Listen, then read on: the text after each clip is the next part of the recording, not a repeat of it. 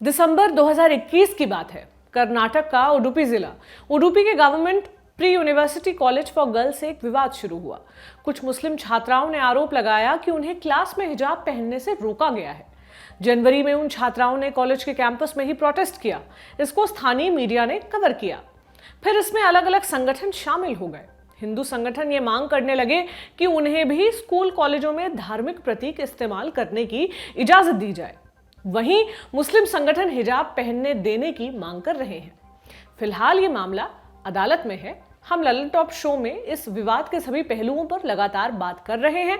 आपको वीडियोस के link description में मिल जाएंगे। कर्नाटक हिजाब विवाद सिर्फ भारत तक सीमित नहीं रहा है। इसका असर दुनिया के कई हिस्सों में देखने को मिल रहा है। आज हम हिजाब और पर्दे के ऐतिहासिक पक्ष पर बात करेंगे। जानेंगे एक समय हिजाब कैसे व्यक्तिगत आजादी के आंदोलन का प्रतीक बन गया था और कर्नाटक के हिजाब विवाद पर इंटरनेशनल मीडिया में क्या छप रहा है। नमस्ते, मेरा नाम प्रतीक्षा है और आप देख रहे हैं ललन टॉप का इंटरनेशनल प्रसंगों से जुड़ा डेली बुलेटिन दुनियादारी। Brought to you by Kuku FM. Download the app now. आगे चलने से पहले एक जरूरी सूचना। दुनियादारी के इस एपिसोड के पार्टनर हैं कुकू एफएम, भारत में ऑडियो बुक्स के सबसे बड़े प्लेटफॉर्म्स में से एक। यहाँ हम आपको अलग अलग विषयों पर बोलने वाली किताबों का भंडार दिलाते हैं। इन्हें आप अपनी सहूलियत के हिसाब से सुन सकते हैं और अपने ज्ञान का दायरा बढ़ा सकते हैं। ललन टॉप के दोस्तों के लिए इसमें खास ऑफर भी मिल रहा है। पहले 250 यूजर्स के लिए प्रीमियम सब्सक्रिप्शन पर 50% की छूट है। क्या करना होगा? सब्सक्रिप्शन लेते समय LT50 का कोड लगाना होगा। इसके बाद पूरी लाइब्रेरी आपके पॉकेट में होगी। और जानकारी के लिए डिस्क्रिप्शन में दिए हुए लिंक पर पहुंचिए। हम चलते हैं अपने शो की तरफ। साल 1979 जनवरी महीने की 16वीं तारीख, ईरान के शाह मोहम्मद रेजा पहलवी इलाज के लिए विदेश जाते हैं। उनके जाने के 2 हफ्ते बाद धार्मिक नेता आयतुल्लाह रुहुल्लाह खोमैनी वापस लौटते हैं। 60 के दशक में खोमैनी ने शाह की नीतियों का जबरदस्त विरोध किया था। उन्होंने लोगों को शाह के खिलाफ भड़काया भी था। इसके एवज में शाह ने उन्हें 14 साल के लिए ईरान से निर्वासित कर दिया था। खोमैनी के लौटने की सबसे खास वजह यह थी कि लोग शाह से आजिज आ चुके थे। पहलवी को अमेरिका और ब्रिटेन ने ईरान की गद्दी पर बैठाया था। उन्हें कठपुतली बनाकर रखा गया था। पश्चिमी देशों की नजर ईरान के तेल के भंडार पर थी। शाह ने पूरी वफादारी से संसाधनों की चाबी उनके हवाले कर दी थी। ईरान में लूट मची थी। शाह के करीबी मालामाल हो रहे थे, मगर आम जनता प्यासी थी। इसी को लेकर भारी विरोध हुए और खोमैनी की वापसी का रास्ता तैयार हो गया। 11 फरवरी 1979 को रेजा पहलवी की सत्ता का औपचारिक अंत हो गया। इसी के साथ ईरान में इस्लामिक शासन की बुनियाद रख दी गई। खोमैनी का इरादा ईरान में इस्लामिक संस्कृति को वापस लाने का था। उनका मानना था कि शाह के शासन में ईरान और वहां के लोग भ्रष्ट हो गए हैं। वे अपनी मूल संस्कृति को भूल चुके हैं, इसलिए उन्हें नए सिरे से बदलना पड़ेगा। दरअसल रेजा पहलवी ईरान में पश्चिमी संस्कृति को बढ़ावा दे रहे थे। अगर आप 1979 के पहले के ईरान की तस्वीरें देखेंगे तो इसका सहज अंदाजा लग जाएगा। मनपसंद कपड़ों में आजादी से घूमती महिलाएं, क्लीन शेव्ड पुरुष, पार्टियां करते लोग, म्यूजिक पर झूमते नौजवान आदि। लेकिन खोमैनी की क्रांति के बाद यह सब बदल गया। शाह को हटाने के बाद खोमैनी ने एक कमेटी बनाई। इसमें यह तय होना था कि धर्म की रक्षा के लिए क्या नियम बनाए जाएं। इस कमेटी में एक भी महिला नहीं थी, इसलिए उनकी राय जाने बिना यह तय कर दिया गया कि 7 साल के ऊपर की सभी लड़कियों और महिलाओं का हिजाब पहनना जरूरी होगा। महिलाएं इसके लिए तैयार नहीं थी। उनकी पहनावे की आजादी एक झटके में छीनी जा रही थी। इसको लेकर उन्होंने प्रोटेस्ट किया। 2 मार्च 1979 को शुरू हुए उस प्रदर्शन में 1 लाख से अधिक महिलाओं ने हिस्सा लिया। ये प्रोटेस्ट 1 हफ्ते तक चला, लेकिन उसका कोई नतीजा नहीं निकला। नई सरकार अपनी कट्टरता पर अडिग रही। उसने झुकने से मना कर दिया। कहा जाता है कि 8 मार्च 1979 को वो आखिरी दिन था जब ईरान में महिलाओं ने अपनी मर्जी का जीवन जिया था। ऐसा इसलिए क्योंकि हिजाब पहनने की अनिवार्यता के साथ कई और बंदिशें भी लागू हुई थी। मसलन महिलाओं को कहीं भी जाने के लिए घर के पुरुष की इजाजत लेनी पड़ती थी। इसके अलावा भी कई मामलों में महिलाओं को पुरुष के मुकाबले कमतर रखा गया। बाद के सालों में सख्ती में थोड़ी ढील दी गई, लेकिन हिजाब वाला नियम आज तक उसी रूप में बरकरार है। इसलिए ईरान में हिजाब आज़ादी का प्रतीक बन चुका है। वहां महिलाएं हिजाब उतार कर विरोध दर्ज करवाती हैं, सजा की परवाह किए बिना। एक कहानी मसीह अली नेजाद की है। मसीह इस्लामिक क्रांति के समय 2 साल की थी। उनका जन्म बेहद गरीब परिवार में हुआ था। एक कमरे का घर था, उसमें 8 लोग रहते थे। मसीह के पिता फेरी लगाकर सामान बेचते थे। किसी तरह घर का गुजारा चलता था। जब इस्लामिक क्रांति हुई तो मसीह के घर वालों ने पूरा समर्थन किया। वे राजनीतिक आजादी की मांग करने गए थे, लेकिन व्यक्तिगत आजादी गंवा कर लौटे। क्रांति के बाद मसीह के पिता ने कभी दाढ़ी नहीं कटवाई और उनकी मां ने फिर कभी स्कर्ट नहीं पहना।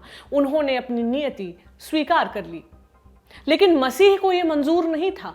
बड़े होने पर उन्होंने इसका विरोध किया। इसके चलते उन्हें जेल में रहना पड़ा, टॉर्चर सहना पड़ा। उन्हें 5 साल की जेल और 74 कोड़े मारने की सजा दी गई। मसीह प्रेग्नेंट थी, इसलिए उनकी सजा में बाद में ढील दे दी गई। बाद में पति ने तलाक दे दिया। उनके बच्चे की कस्टडी पति को मिल गई। घर वालों ने दूसरी शादी के लिए मनाने की कोशिश की, लेकिन मसीह तैयार नहीं हुई। फिर उन्होंने पत्रकारिता करना शुरू किया। उन्होंने ईरानी संसद की रिपोर्टिंग की, बने बनाए नियमों को दुत्कारती रहीं। जान पर खतरा लगा तो भागकर लंदन चली गई। वहां से उन्होंने हिजाब और बाकी दकियानूसी नियमों को चुनौती देना जारी रखा। 2014 की बात है। बसंत के मौसम में एक दिन मसीह सड़क पर टहल रही थी, तभी उनके बालों पर हवा के नरम झोंकों ने थपकी दी। इस घटना की तस्वीर कैप्चर हुई। इसे सोशल मीडिया पर पोस्ट किया गया। कैप्शन में लिखा गया कि ये मासूम सी खुशी भी उनके देश में गैर कानूनी होती। उनका इशारा हिजाब की अनिवार्यता की तरफ था। मसीह के पोस्ट के बाद सैकड़ों महिलाओं ने बिना हिजाब की तस्वीरें पोस्ट करनी शुरू कर दी। उनमें से कई ईरान के अंदर रह रही थीं। उन्होंने आजादी का एक क्षण जीने के लिए सजा के डर को किनारे कर दिया था। इसके बाद भी महिलाओं ने हिजाब उतार कर आजादी की मांग जारी रखी। ईरान सरकार ये कहती रही कि ऐसे प्रोटेस्टर्स को तंग नहीं किया जाएगा, लेकिन ऐसा हुआ नहीं। फरवरी 2018 में आई एमनेस्टी इंटरनेशनल की एक रिपोर्ट के मुताबिक हिजाब का विरोध करने वाली कई महिलाओं पर जेल की लंबी सजा का खतरा मंडरा रहा है। यह तो हुई ईरान की कहानी, जहां हिजाब का चलन इस्लामिक संस्कृति को लौटाने के लिए शुरू किया गया था, लेकिन धीरे धीरे इसका इस्तेमाल महिलाओं की चयन की आजादी पर, उनकी चॉइस की आजादी पर काबू करने के लिए किया जाने लगा। इसी तरह इस्लामिक स्टेट अपने नियंत्रण वाले इलाके में महिलाओं से सख्ती से ड्रेस कोड का पालन कराता था। जब वे इलाके इस्लामिक स्टेट से आजाद हुए, तब महिलाओं ने पर्दा उतारकर आजादी का जश्न मनाया था। उस समय इस जेस्चर को पूरी दुनिया में सराहा गया था। क्या पहना जाए और क्या ना पहना जाए, ये पूरी तरह से व्यक्तिगत पसंद का विषय है। भारत का संविधान अपने नागरिकों को इसका पूरा अधिकार देता है। अगर पहनावे, खान पान, रहन सहन का इस्तेमाल राजनीतिक फायदे के लिए होने लगे तो इसका विरोध करना हमारा कर्तव्य है। इस तरह की राजनीति को सिरे से खारिज किए जाने की जरूरत है। धर्म के आधार पर बंटकर नहीं, बल्कि एकजुट होकर, इंसान होकर।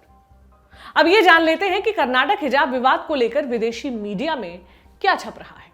अमेरिकी न्यूज चैनल CNN ने सुर्खी लगाई है, hijab protest spread in India as girls refuse to be told what not to wear. लड़कियों को पहनावे के चयन से रोकने पर शुरू हुआ प्रोटेस्ट पूरे भारत में फैला। DW की सुर्खी है, प्रोटेस्ट बैंड एज हिजाब राव एस्केलेट्स। हिजाब विवाद बढ़ने के बाद प्रोटेस्ट पर रोक। इस रिपोर्ट में बेंगलुरु पुलिस के उस फैसले का विस्तार से जिक्र किया गया है जिसमें अगले 2 हफ्तों तक स्कूलों और दूसरी शैक्षणिक संस्थाओं के आसपास प्रोटेस्ट पर रोक लगाई गई है। ब्रिटिश अखबार गार्डियन ने सुर्खी लगाई है, violent clashes over hijab ban in southern India force schools to close. यानी दक्षिण भारत में हिजाब बैन पर शुरू हुए विवाद के बीच स्कूल बंद। इस मामले पर BBC, डॉन, मिडिल ईस्ट आई समेत और भी कई अंतर्राष्ट्रीय मीडिया संस्थानों ने विस्तार से रिपोर्टिंग की है। दुनियादारी में बड़ी खबर सेगमेंट अब यहीं तक। अब बारी एक खास रिपोर्ट की। हमारी ऑर्डिनरी की टीम इन दिनों उत्तर प्रदेश की चुनावी यात्रा पर है। सोनल बता रही हैं उत्तर प्रदेश की महिलाओं का हाल, टटोल रही हैं उनकी नब्ज, पता कर रही हैं उनके सपने क्या हैं और इस चुनाव से उनकी क्या उम्मीदें हैं। आज की रिपोर्ट है बरेली से। एक इंसान एक दुपट्टा 4 दिन में उतार लेते हैं। 4 दिन में उतारता है एक दुपट्टा को। और कितने घंटे काम करना पड़ता है? 9 बजे से रात में 9 बजे तक। मतलब अगर एक दिन में 10 घंटे काम करो तब 4 दिन में जाके एक दुपट्टा बनेगा। हाँ। अच्छा, और कितने रुपए मिलेंगे एक दुपट्टे के? 500। 500 मतलब 4 12 घंटे काम, 48 घंटे का काम, 500 रुपये, 4 दिन की मजदूरी का 500 रुपये। तो अभी तो चलो रोशनी है, इस कमरे में रोशनी आ रही है, रात में आप बता रही हैं 9 बजे तक करती हैं, शाम के वक्त कैसे काम करती हैं? तभी यही लाइट जलती है। बस ये हाँ, 2। 2 ट्यूबलाइट। आंखों पे जोर नहीं आता 2 ट्यूबलाइट पर? हाँ, लेकिन कभी कभी जब ज़्यादा कर लो तब थोड़ा वो लगता है, सर में दर्द होता है थोड़ा। सर में दर्द होता है। तो यहाँ कोई उद्योग नहीं है इसका कि आप लोगों को ही डायरेक्ट काम मिलने लगे, आप लोगों को ही सीधे? ऐसा नहीं है, ऐसा हो यहाँ पे है ही नहीं, तभी तो इतना कम होता है, इतनी मेहनत करना पड़ती है हमें, फिर भी कुछ होता नहीं है इसमें। कितना महीने भर में कमा लेती हैं आप? 6,000 कमा लेते हैं। 6,000? हाँ, नॉर्मली मतलब 6,000। नॉर्मली 6,000 रुपये महीना कमा लेती है। और दोनों बहनें मिलकर 6,000 कमाती है? दोनों करती है साथ में। अच्छा, हम अभी जिनके घर पर हैं, ये अम्मा का घर है, इनकी 2 बेटियां हैं और ये तीनों ही इस घर में रहते। 3 बेटियां हैं, एक बेटी की शादी हो चुकी है, तो 2 बेटियां और ये अम्मा रहती हैं। ये दोनों बेटियां काम करती हैं और ये महीने के 6,000 रुपये कमाती हैं। कोई योजना का लाभ मिला है आप लोगों को? सरकारी गैस मिला, कुछ मिला है? नहीं, अभी तक तो कुछ नहीं। तो 6,000 रुपये में घर कैसे चलता है? चल जाता है बस ऐसे ही, थोड़ा कम कम करके सब। क्या क्या कोई चाहत है, अगर मैं पूछूं कि कोई इच्छा हो आपके मन में, क्या आगे इसी में मतलब जरी का काम करके ही आगे का जीवन यापन करना है या कुछ और भी चाहती हो? अब तो इसमें ही हो जाए तो ठीक है, मतलब यही मतलब काम है ना, थोड़ा अच्छा आने लगे, मतलब ज़्यादा पैसों का, तो इसमें ही सही रहेगा फिर। अच्छा, क्योंकि ये स्किल आती है तो इसी काम को और अच्छे से हाँ, वो मिलने लगे। आप लोग का कार्ड वगैरह बना है? राशन मिलता है? राशन हाँ मिलता है। राशन मिलता है। मिलता है। गैस नहीं मिली आप लोग? नहीं, गैस नहीं मिली और कुछ नहीं मिला, बस राशन ही मिलता है बस। राशन ही मिलता है बस। तो गैस सिलेंडर है आपके यहाँ? चूल्हे पे खाना बनता है? जी है। गैस सिलेंडर है। अच्छा, चूल्हे पे भी बना लेते हैं और सिलेंडर पे भी। अच्छा, तो सिलेंडर होने के बाद चूल्हे पे क्यों बनाते हैं? महंगा इसलिए, इतना महंगा हो गया ना इसलिए। महंगा हो गया हाँ। है। अच्छा, महंगाई का असर है। ठीक है, जरी का काम करती हैं ये लड़कियां। महीने भर की कमाई 2 लोगों की मिलकर 6,000 रुपये है, यानी एक लड़की 3,000 रुपये कमाती है। और छुट्टी वुट्टी भी लेती हो महीने में कि मतलब क्या पूरे दिन काम? पूरे हफ्ते में 1 दिन की ले लेते हैं। अच्छा, 6 दिन काम करती हो? 6 दिन काम करती हैं, 1 दिन छुट्टी लेती हैं और महीने भर काम करने की एक लड़की की कमाई 3,000 रुपये है। ये जो जरी की आप बनी बनाई पूरा दुपट्टा देखते हैं, ये आप लोगों को पता है ये दुपट्टा, ये एक दुपट्टा बिकता कितने में होगा? ये तो बहुत लोग होते हैं ना, बहुत महंगा बेचते हैं इसे, लेकिन पैसे कम देते हैं इसके करवाने के। तो भी इस दुपट्टे की कीमत कितनी होगी मानकर चलें, कोई अंदाजा है? वो करवाते हैं, उनसे पूछ लो आप। वो जो करवाते हैं उनसे पूछ लूँ मैं? ठीक है, मैं उनसे पूछती हूँ। और लेकिन आप लोगों को 500 रुपये मिलता है? हाँ, 500 रुपये मिलते हैं। धागा वगैरह सब कुछ वही देते हैं? सब वही देते हैं। ऐसी ही और भी दिलचस्प वीडियोस देखने के लिए आप ऑर्डिनरी चैनल को यूट्यूब पर सब्सक्राइब और फेसबुक पर लाइक कर सकते हैं। पसंद आए तो साझा भी कर सकते हैं। आपके सुझावों का हमें बेसब्री से इंतजार रहेगा। अब दुनिया भर की सुर्खियां भी जान लेते हैं। आज की सुर्खी 2 मुआवजों से जुड़ी है। पहला मामला इराक और कुवैत से जुड़ा है। 1990 में सद्दाम हुसैन की सेना ने कुवैत पर हमला किया था और उसे 7 महीनों तक कब्जा रखा था। फिर अमेरिका के नेतृत्व में गठबंधन सेना ने इराक को पूरी तरह पस्त कर दिया। भागते समय इराक सेना ने कुवैत के तेल के कुओं में आग लगा दी थी। पूरे नुकसान के एवज में लगभग 28 लाख करोड़ रुपए मांगे गए थे, लेकिन यूनाइटेड नेशंस ने 4 लाख करोड़ रुपए को मंजूरी दी। इराक ने यह रकम चुकता कर दी है। दूसरा मामला युगांडा और डेमोक्रेटिक रिपब्लिक ऑफ कॉन्गो का है। इंटरनेशनल कोर्ट ऑफ जस्टिस यानी आईसीजे ने युगांडा को 2300 करोड़ रुपए का मुआवजा देने का आदेश दिया है।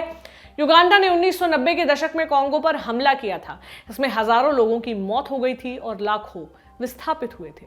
कांगो ने इसके एवज में लगभग 90,000 करोड़ रुपए मांगे थे, लेकिन आईसीजे ने दावा नहीं माना। युगांडा ने कहा था कि अगर इतने पैसे दिए तो हम बर्बाद हो जाएंगे।